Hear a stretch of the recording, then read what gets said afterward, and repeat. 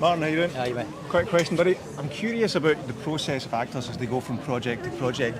Is there a piece of advice or a piece of direction that you've been given from your earlier career, from a director or a producer, that stayed with you, that you've used as you go Ken through? Loach said to me on my first film that energy is something that really communicates through screen, and that doesn't need to mean that you need to be running about half your nut like the Energizer Bunny all the time. It just means like having enjoyment for what you're doing, and it gives you a wee sparkle in your eye, and if you've got an enjoyment and a commitment to what you're doing, more often than not the audience will come with you. So I think that's something, just be committed to what you're doing, and you'd be surprised how much that will come through.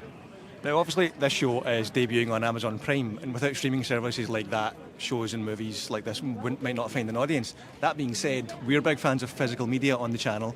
I'm curious if you remember, what was your first ever videotape or your first DVD that you bought? What movie was it? Wow, that's a good question. Mate, I wish you'd give me time to think about that. I mean, I used to have it's kind of redundant, it's still at my mum and dad's house, but I had a huge DVD collection. I took pride in collecting them. Probably the one I loved was, it's not my first one, but there was a movie called Brick.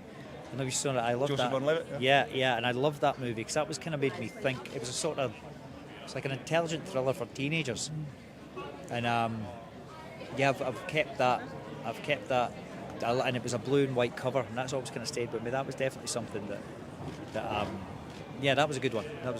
I have the same one. Thanks very much.